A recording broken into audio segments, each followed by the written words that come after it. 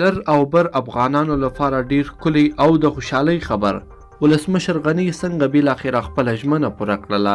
تازه یې کوم اقدام کړی دی؟ دلته یې له موږ سره په دې ویډیو کې کتلی شئ. درنو لیدونکو سلام، وخت مو په خیر. ډیر ژر به د پاچا خان مزار کمپلیکس ګټې اخیستنې ته وسپارل شي. د ننګرهار والي شاه محمود میاخیل د عدم تشدد سرلاري خان عبدالغفار خان د مزار له کمپلیکس څخه د لیدنې پر مهال خوښي وښوده چې د جوړېدو چارې وروستۍ شوي او ژر به ګټې اخیستنې ته وسپارل شي. نوموړي د کمپلیکس له بېلابېلو برخو څخه لیدنه وکړه او مسؤلینو ته یې سپارښتنه وکړه چې پاتې چارې هم په معیاري ډول ترسره کړي. د ننګرهار والي په ورته وخت کې د اراضۍ ریاست د اداري ودانۍ له چارو څخه هم څارنه وکړه او مسؤلینو ته یې د کارونو په ښه ډول پر مخ وړلو لارښوونه وکړه.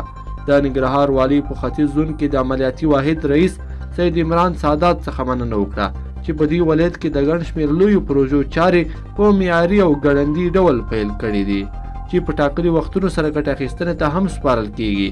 د یادونې وړ ده چې د ننګرهار والي شاه محمود میاخیل په راتګ سره په دې ولایت کې شاوخوا 1100 لوی او وړې پروژې تطبیق شوي چې یو شمېر ګټې اخیستنې ته سپارل شوي او د ګڼو نورو شمېر یې باید ډېر ژر نهایي کړی شي.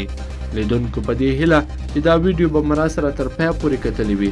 کومه ویډیو خوښه شوې ویډیو د سره لایک کړئ او د تازه خبرونو لپاره چینل هم سبسکرایب کړئ.